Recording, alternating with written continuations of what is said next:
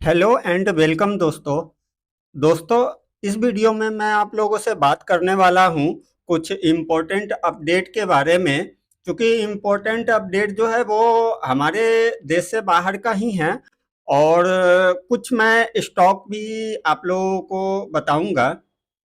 लेकिन first of all हम लोग दोस्तों बात कर लेते हैं कुछ जो कल शाम को इम्पोर्टेंट अपडेट आया था, जिसमें कि एक तो कल शाम तक दो इम्पोर्टेंट डेटा आना था। एक तो सीपीआई का डेटा आना था हमारे भारत का, जो कि आ गया।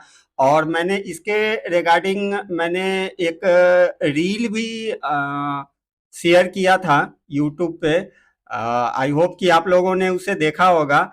और दूसरा कि टीसीएस का क्वार्टरली रिजल्ट कल शाम को ही आउट हो गया था, तो उसके लिए भी मैंने वीडियो आप लोगों को दे दिया था। अगर आप लोगों ने नहीं दिया है, देखा है अगर उस वीडियो को, या जो मैंने एक रील इन सीपीआई के डेटा को के रिगार्डिंग मैंने जो रील डाला था, अगर आपने नहीं देखा है तो दोस्तों सबसे पहले तो आप ये चेक कर लो कि आप लोगों ने मेरा चैनल सब्सक्राइब किया है या नहीं। अगर नहीं किया है तो सब्सक्राइब कर लो और बेल आइकॉन को प्रेस करके ऑल सेलेक्ट कर लो, ताकि जैसे ही मैं कोई वीडियो अपलोड करूं तो सबसे पहले आपको नोटिफिकेशन मिल जाए। क्योंकि रिजल्ट सीजन दोस्तों स्टार्ट हो गया हुआ है, और मेरे इस चैनल पे आपको जितने भी कंपनी हैं जिससे कि हम लोग बात करते रहते हैं, तो ये टाइम होता है कि सिर्फ आपको रिजल्ट सिर्फ कंपनी ही आपको ना बताएं, बल्कि जो रिजल्ट सीजन होता है तो उसका रिजल्ट भी आप लोगों को अपडेट करें।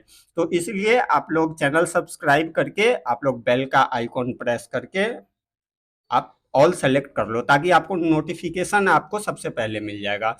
तो दोस्तों आप लोगों को पता ही है, जो कि काफ़ी अच्छा आया है हमारे भारत का इन्फ्लेशन का डेटा 5% के नीचे आ गया है। फाइनली 4.85% आया है। वहीं पे यूएस का डेटा दोस्तों 10 तारीख को आया था, ये आप देख लो, जो कि 3.5% आया था। जबकि पिछले मंथ की अगर बात की जाए तो 3.2% था। हालांकि वहां पे जो फोरकास्ट किया गया था वो ये फोरकास्ट किया गया था कि भाई इस मंथ में इन्फ्लेशन बढ़ के ही आएगा। तो जो फोरकास्ट किया था वो 3.4% का किया था। एक्चुअल में आया उनका उससे भी ज़्यादा 3.5%। तो और इसी के रीजन से कल हमारा बाजार भी गिरा था। तो एक ऐसा सिनेरियो बना है दोस्तों कि यूएस का सीपीआई का डेटा जिस तरीके से बढ़ रहा है, वहाँ महंगाई बढ़ रहा है, उसी तरीके से रेट कट से दूर जा रहा है यूएस। और साथ में हम लोग भी जा रहे हैं, जबकि हम लोगों का डेटा बेहतर आ रहा है फिर भी हम लोग रेट कट से दूर जा रहे हैं। वो इसलिए कि जब तक यूएस का फेड नहीं करेगा रेट कट, तब तक हम लोगों का आरबीआई भी रेट कट को बिल्कुल भी कंसीडर नहीं करने वाला है दोस्तों। तो वही है, यूएस में महंगाई बढ़ने के कारण रेट कट नहीं होगा, लेकिन हमारा कम होने के बावजूद भी रेट कट नहीं होगा। दूसरा, टीसीएस के बारे में मैंने आपको पूरा दे दिया है वीडियो। आप लोग वीडियो सेक्शन में जाकर के देख सकते हो, अगर आप लोगों ने अगर नहीं देखा है तो। वैसे मैं एक ओवरव्यू आपको दे दूं कि रेवेन्यू में तो एक्सपेक्टेशन को बीट कर दिया है। इनकम में 9% का ग्रोथ रहा। हालांकि सेल्स में थोड़ा सा एक्सपेक्टेशन को बीट नहीं कर पाया, थोड़ा सा से यहाँ पे चूक गया। पर चलो, टीसीएस का रिजल्ट हम लोगों के लिए खास इसलिए होता है क्योंकि हम लोग यहीं से शुरुआत मानते हैं। और कल 12 तारीख को आ गया। अब 15 तारीख, चूंकि आज और कल छुट्टी है, 15 तारीख से फिर रिजल्ट्स अब आना स्टार्ट हो जाएगा। तो दोस्तों, मैं इस वीडियो में आप लोगों से बात जो करने वाला हूं वो तेल के खेल के ऊपर बात करने वाला हूं। जी हाँ दोस्तों, तेल का खेल स्टार्ट हो गया है। आज से नहीं, महीना दिन से ये खेल स्टार्ट है, लेकिन फाइनली अब लाइमलाइट में आ गया है ये। कैसे, आप देख लो। हम लोग दोस्तों ज्यादातर बेंट क्रूज को ही देखते हैं। आप देख लो, यहाँ भी लगभग जो है 1.25% का तेजी कल भी रहा। और देख लो 90 के ऊपर ऊपर अभी ट्रेड कर रहा है। जबकि कुछ दिन पहले हम लोग इसको 68 और 70 पे बात किया करते थे दोस्तों। बाकी सभी में देखो, बेंट में भी देखो, इसमें भी 85 के ऊपर ट्रेड कर रहा है। नेचुरल गैस को भी आप देख लो, नेचुरल गैस भी लगातार बढ़ते जा रहा है। सभी ऑयल में बिल्कुल अब खेल स्टार्ट हो गया हुआ है। तो खेल स्टार्ट होने का रीजन दोस्तों सबको पता है। और जो इस टाइम पे वर्ल्ड सिनेरियो बन रहा है वो हम सभी लोग देख रहे हैं। अब बात इधर उधर की तो नहीं हो पा रही है, अब बात डायरेक्ट हो पा रही है एटम बम की। अब उससे नीचे कोई बात करने को राजी नहीं है। अभी आप देख लो, इन दो साहब को देख लो, इनको देख लो और इनको देख लो। दोनों ने अपने अपने तलवार को खींच करके मयान में लटका दिया है। कब फायर कर दे किसी को कुछ नहीं पता है। वो 11 तारीख को ईद था, इस वजह से रुका हुआ था, वरना शायद उसी दिन हो गया होता। जिस दिन इजराइल ने अटैक करके सीरिया में पूरा धुआं धुआं कर दिया, उसी दिन से ईरान देखो एकदम सुलग रहा है और खुलेआम धमकी दे रहा है। एक दूसरे को धमकी दिया जा रहा है। बाकी धमकी देने वाला कोई ये दो लोग नहीं है, ना तो ये बिंजामिन जी है और ना तो ये हैं ईरान है। इसके अलावा भी आपको पता ही है कौन कौन प्ले। अब देखो, इजराइल के साथ होगा तो जो बाइडन को तो कूदना ही कूदना है। अगर इसे बचे रहना है तो इसको कूदना ही पड़ेगा। तो काफ़ी लंबा कॉन्फ्लिक्ट चल रहा है दोस्तों। इसके अलावा भी अगर आप देखो, एक पहले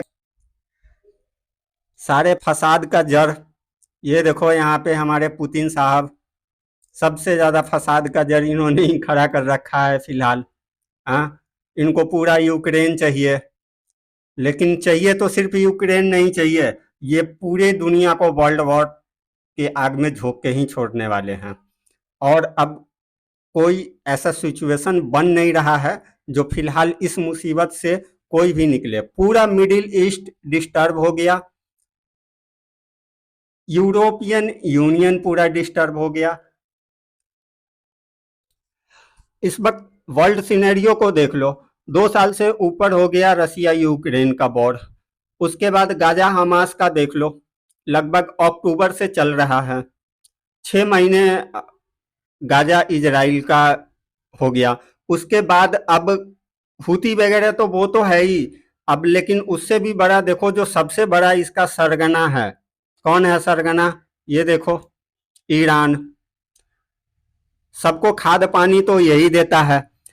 अब इस वक्त का अब खास तौर पे ईरान जो है, अब ईरान पूरे मिडिल ईस्ट से समर्थन जुटा रहा है। इसका मतलब क्या है? पूरा मिडिल ईस्ट ईस्ट को ये पूरा डिस्टर्ब होना ही होना है। चूंकि अब जैसे ही एक भी, चूंकि अब सबके सब अपने अपने मयान से तलवार निकाल लिया है और उस तलवार का नाम सबको पता है, न्यूक्लियर अटैक। पुतिन साहब इधर जितने भी अपने परमाणु बम थे सब निकाल करके स्टैंड बाई में एक्टिव मोड पे इन्होंने डाल दिया है। यूएस वही किया है। नाटो देख लो, पूरा जितने भी रसिया के नियर बाई नेबर कंट्री है, सभी जगह वहां भी तैनाती कर दिया गया है। तो अब बात डायरेक्ट अब वर्ल्ड वॉर की हो रही है। तो अब इस पूरे सिनेरियो में हमारे देश भारत का तो कोई लेना देना नहीं है, लेकिन इसके वजह से हमारा स्टॉक मार्केट डिस्टर्ब बिल्कुल हो सकता है। दोस्तों, मैंने लास्ट वीक की एक वीडियो मैंने डाला था, जो कि अप्रैल से लेकर के और इलेक्शन यानी कि पूरा मई 4 जून तक के का मैंने उसमें आप लोगों से डिस्कस किया था कि इन बीच में जो टाइम है अप्रैल से लेकर के जून तक के का, कि क्या सिनेरियो बन रहा है, मार्केट हमारा किस तरीके से रिएक्ट करेगा, क्या चाल रहेगा, कब गिरेगा, कब भागेगा। मैंने सारा कुछ डिस्कस किया हुआ है। अगर आप लोगों ने वो वीडियो नहीं देखा है तो आप लोग जा करके देख सकते हो। दोस्तों, ये वीडियो थोड़ी लंबी होगी, लेकिन आप लोग पूरा वीडियो को देखो, मैं इसमें काफ़ी इम्पोर्टेंट पॉइंट्स को डिस्कस करने वाला हूँ आप लोगों से। तो अब हमारे बाजार देखो, बाजार पे हमारे देश का डायरेक्ट तो कोई लेना देना नहीं है, किसी से भी नहीं है। लेकिन होता क्या है कि मार्केट पूरा ग्लोबलाइजेशन है। हमारा मार्केट में जितने भी बड़े बड़े स्टॉक लिस्टेड हैं, जैसे टीसीएस है, इन्फोसिस है, या बहुत सारे, या तो फार्मास्यूटिकल्स को आप ले लो। अगर जिस तरीके से आप देखो, यूएस और पूरा मिडिल ईस्ट की बात करो, और पूरा यूरोपियन यूनियन की बात करो, जब ये पूरा एरिया डिस्टर्ब होगा और इस एरिया में हम लोगों का बहुत सारा प्रोडक्ट एंड सर्विस एक्सपोर्ट होता है दोस्तों। हमारा आईटी सबसे ज़्यादा बाहर से रेवेन्यू जनरेट करता है। फार्मास्यूटिकल्स में वर्ल्ड में हम लोग सबसे आगे हैं सप्लाई करने में। स्टील में भी काफ़ी कुछ हमारा एक्सपोर्ट होता है। और इंपोर्ट में हम सबसे ज़्यादा क्या करते हैं, ऑयल एंड गैस करते हैं। ऑयल एंड गैस का आप सिचुएशन देख लो, जिस तरीके से अब ये रेट भाग रहा है। अभी का देखो, हमारा जो इन्फ्लेशन का डेटा आया है इतना बढ़िया आया है, हमारे मार्केट में किसी भी तरीके का प्रॉब्लम नहीं है। हम खामखा इन दूसरे के चक्कर में हम लोग घसीटे जा रहे हैं। हम लोगों का सब कुछ इतना बढ़िया होते हुए भी अगर क्रूड ऑयल अगर महंगा होगा तो फिर हमारा इन्फ्लेशन बढ़ेगा, हम लोग रेट कट से और भी दूर हो जाएंगे। सबसे बड़ा एक जो फैक्टर है वो ऑयल का है। दूसरा है कि जितनी भी हमारी कंपनियां हैं जो सर्विस और प्रोडक्ट एक्सपोर्ट करती हैं, अब देख लो उनका जब वो डिस्टर्ब होगा। देखो जब वॉर होता है, अभी आप देख लो ना, चाहे इजराइल हमास का आप देख लो जो गाजा में हो रहा है, पूरा मतलब पूरा ढा दिया उसको। और रसिया को देख लो, यूक्रेन में क्या किया, पूरा इंफ्रास्ट्रक्चर को बर्बाद कर दिया। तो जब इंफ्रास्ट्रक्चर बर्बाद होता है और जब लोगों का वहां पे डेथ होता है, तो प्रोडक्ट या सर्विस कौन कंज्यूम करेगा? तो इसका इफेक्ट सीधा हमारे कंपनियों के ऊपर पड़ेगा।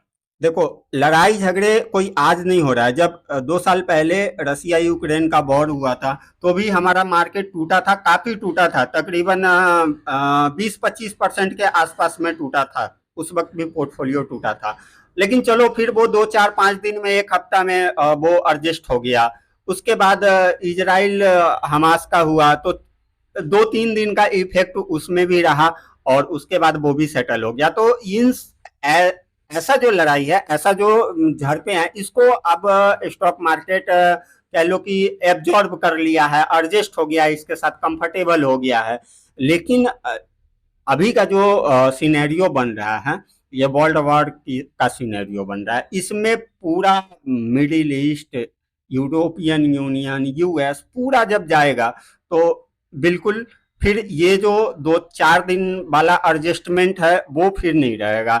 फिर वो मार्केट का एक सिनेरियो ही उस वक्त दूसरा बनेगा दोस्तों। तो ऐसे मार्केट का जब सिनेरियो बनता है तो क्या किया जाए? स्टॉक बेच दिया जाए, स्टॉक मार्केट छोड़ दिया जाए, या क्या किया जाए? तो दोस्तों, छोड़ना और भागना तो कहीं का भी सॉल्यूशन नहीं है। छोड़ के कहाँ जाओगे, भाग के कहाँ जाओगे? इससे अच्छा है निवेशित रहो। इसके लिए मैं आज आप लोगों को इस वीडियो में 3 कंपनी बताने जा रहा हूं, और तीनों कंपनी डिफेंस सेक्टर की है। दोस्तों, मैं डिफेंस सेक्टर की कंपनी आप लोगों से डिस्कस करता रहता हूं। मैं आपको स्टडी करने के लिए कई बार दिया है, डीसीएक्स सिस्टम दिया है, अपोलो माइक्रो सिस्टम दिया है, garden rich rich ship builder मैंने दिया। ऐसे कई कंपनी है जो मैंने दिया है। आज मैं इस वीडियो में 3, बिल्कुल कह लो कि इसमें से 2 तो बिल्कुल नई कंपनी है। और मैं आपको पहले कंपनी दिखाता हूं, ये आप देख लो। पहली कंपनी है दोस्तों CFF, ठीक है? आप इसको देखो, डिफेंस सेक्टर की कंपनी है दोस्तों। और सबसे पहले आप मार्केट कैप देख लो, 1000 करोड़ से नीचे की है, माइक्रो कैप कंपनी है दोस्तों। 424 के प्राइस पे ट्रेड कर रहा है अभी। और आप देखो, अगर इसका पी भी देखो तो सस्ती है। अभी इंडस्ट्री पी मैं आपको दिखा देता हूँ। देखो 70 का इंडस्ट्री पी है, और देखो अभी 60 पे जो है अभी ट्रेड कर रहा है। और आरओसी आरओई की बात करें तो आप देख सकते हो दोस्तों, जबरदस्त है। फेस वैल्यू भी 10 का है। छोटी कंपनी है, ज़्यादा पुराना नहीं है। अभी मैं आपको इसका मैक्स चार्ट अभी आपको मैं दिखा देता हूँ कि ये कितना टाइम पहले दोस्तों आया है। ये दोस्तों जून 23 में ये लिस्ट हुआ है मार्केट के अंदर। तो दोस्तों इसका फंडामेंटल भी बढ़िया है, बिजनेस भी बढ़िया है।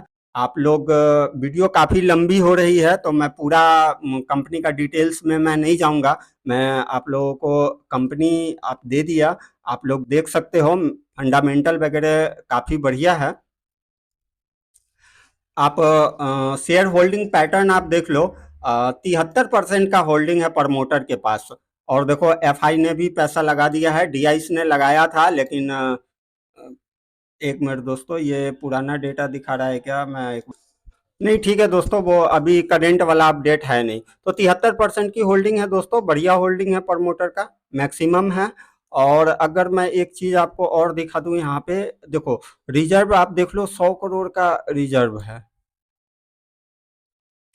और बोरिंग की बात की जाए तो सिर्फ 19 करोड़ का है दोस्तों। तो छोटी कंपनी है, फंडामेंटल काफ़ी अच्छी है। आप लोग मैं कोई बाई या सेल रिकमेंडेशन नहीं दे रहा हूँ, क्योंकि मैं सेबी रजिस्टर्ड एडवाइज़र तो बिल्कुल ही नहीं हूँ। मैं आप लोगों को ये आप अपने पोर्टफोलियो में नहीं, आप लोग वॉच लिस्ट में पहले ऐड करो और इसको पहले कंसीडर करो, उसके बाद पोर्टफोलियो में ऐड करने की सोचना। और दूसरी कंपनी मैं आपको बता देता हूँ दोस्तों, एक देखो सिक्का इंटर प्लांट सिस्टम लिमिटेड, ये भी दोस्तों बहुत ही ज़बरदस्त कंपनी है। मैंने काफ़ी दिनों से मैं इसको स्टडी कर रहा था, और ये मैंने 3 कंपनी मैं जो बता रहा हूँ इसमें से ये पहली कंपनी एफसीसी बताया, और ये सिक्का इसको मैंने हाल में ही अपने पोर्टफोलियो में ऐड किया है। ये भी छोटी कंपनी है, हाल ही में लिस्ट हुई है। ये भी दोस्तों एरोस्पेस और डिफेंस सेक्टर में काम करती है, और ऑटोमोटिव सेक्टर में भी है, लेकिन ऑटोमोटिव में ये ज़्यादातर डिफेंस के लिए ही ऑटोमोटिव में कंपोनेंट बनाने का काम करती है, डिफेंस के लिए ही काम करती है दोस्तों। इसका भी अगर आप देखो तो माइक्रो कैप है, 778 करोड़ का दिख रहा है। करेंट प्राइस जो है वो 1834 करोड़ का है। इसका भी पी आप देखो यहाँ पे 53 का पी है, और इंडस्ट्री पी इसका भी दोस्तों 70 का है। फेस वैल्यू 10 का है, और इसका आरओसी आरओई आप देखोगे तो ठीक ठाक है। और उसके बाद अगर इसके शेयर होल्डिंग पैटर्न की बात करूं तो आप देख लो कितना है, 72% है, मैक्सिमम है दोस्तों। और एफआई भी देख लो, लगभग 2.5% का है, और रेस्ट पब्लिक के पास है। और इसका भी अगर मैं दिखाऊं आपको एक बैलेंस शीट, अगर आप मैं इसको दिखाऊं तो एक मिनट मैं को दिखा देता हूं। जी हाँ दोस्तों, ये आप देखो, रिजर्व इसके पास 90 करोड़ का है। और बोरिंग देखो दोस्तों, बिल्कुल इन्होंने जीरो कर लिया है। पहले तो थोड़ा बहुत 1-2 करोड़ था भी, लेकिन अब बिल्कुल जीरो है। तो छोटी कंपनी है दोस्तों। और देखो, अगर कोई भी वॉर अगर स्टार्ट होता है तो लगभग चलो जो भी सर्विस या प्रोडक्ट जो भी है, जैसे कि हो सकता है जो सबसे ज़्यादा क्या हम लोग आईटी में एक्सपोर्ट करते हैं, आईटी, फार्मास्यूटिकल्स, कुछ स्टील हैं, ऐसे काफ़ी प्रोडक्ट है, एग्री प्रोडक्ट भी है। तो उन सब में डिप आएगा, लेकिन जो डिफेंस सेक्टर होगा वो बिल्कुल पीक पे होगा दोस्तों। जी हाँ, बिल्कुल पीक पे होगा। आपने कोरोना के समय आपने देखा होगा कि कैसे मार्केट धड़ाम गिरा था, उसमें सभी बैठे रह गए, लेकिन उस वक्त आईटी और कुछ जो फार्मास्यूटिकल्स कंपनी था उस समय कितना तगड़ा रिटर्न बना करके दिया। तो जो डिफेंस की कंपनियां हैं वो उस वक्त जबरदस्त चलेंगी। और अगर वॉर नहीं भी हो तो ये ऐसी कंपनी है, क्योंकि चलो ये वर्ल्ड वॉर तो अलग की बात है, जो उससे होगा मिडिल ईस्ट से, या जो भी यूरोपियन यूनियन पूरा आ गया, यूएस आ गया, वो है। लेकिन उसके अलावा भी हमारा खुद का जो अपना रिक्वायरमेंट है, उसके लिए डिफेंस का सबसे बड़ा अभी स्कोप अभी आने वाले 10-20 साल के लिए बना हुआ है, क्योंकि दो जो है वो हमारे लिए भी हैं। आपको एक का तो पता ही है, आतंकिस्तान, और दूसरा पता ही है। तो आज न कल, क्योंकि एक तो जो आतंकिस्तान है वो तो हमारे लिस्ट में है ही नहीं, उसका तो कुछ है नहीं। दूसरा जो है, आज न कल उसके साथ होना ही है। तो डिफेंस सेक्टर दोस्तों अभी एवरग्रीन है। आप अगर आज इसमें इन्वेस्ट करके, और अगर आप लोग लॉन्ग टर्म के लिए रखते हो, तो दोस्तों सब में प्रॉब्लम आ जाएगा, इस सेक्टर में बिल्कुल प्रॉब्लम नहीं आने वाला है। तीसरा है दोस्तों तनेजा एरोस्पेस एविएशन। ये मेरे पोर्टफोलियो में काफ़ी पहले से है और रिटर्न भी बढ़िया है। ये भी डिफेंस की कंपनी है दोस्तों, आपको पता है। ये पुरानी कंपनी है, तो लेकिन ये भी ज़्यादा बड़ी कंपनी नहीं है। 1000 करोड़ का अभी इसका भी माइक्रो कै माइक्रो कैप ही है, और 400 के प्राइस पे अभी ट्रेड कर रहा है। 86 के पी पे है। इंडस्ट्री पी 63 का है दोस्तों, तो ज़्यादा महंगा नहीं है इतना। अभी तो डिफेंस का आप देख लो, सबके सब काफ़ी ऊपर ट्रेड कर रहा है। तो अभी इसका एक बार हम लोग देख लेते हैं शेयर होल्डिंग पैटर्न। तो दोस्तों इसका भी शेयर होल्डिंग पैटर्न काफ़ी बढ़िया है। देखो 52% जो है वो प्रमोटर है, और रेस्ट पब्लिक है। ये भी काफ़ी अच्छी कंपनी है दोस्तों, लॉन्ग टर्म पर्पज से बेहतरीन कंपनी है। आज इसमें कुछ अमाउंट इन्वेस्ट करके छोड़ दो लॉन्ग टर्म के लिए। ये जो भी मैं कंपनी आप लोगों को दे रहा हूँ स्टडी करने के लिए, ये सब लॉन्ग पर्पज के लिए है। अभी का सिचुएशन को देखते हुए मैंने ये आप लोगों को दिया है कंपनी। और इससे पहले जो मैंने आपको दो कंपनी बताया है वो बिल्कुल न्यू कंपनी है दोस्तों। उसको भी मैंने हाल में ही ऐड किया है, वो भी ज़्यादा क्वांटिटी के साथ ऐड नहीं किया है दोस्तों। जैसे जैसे मौका मिलेगा बाय ऑन डिप मैं भी उसमें करूँगा, आप लोग भी इसको स्टडी कर सकते हो। तो दोस्तों आज ये वीडियो काफ़ी लंबा हो गया है, तो आप लोग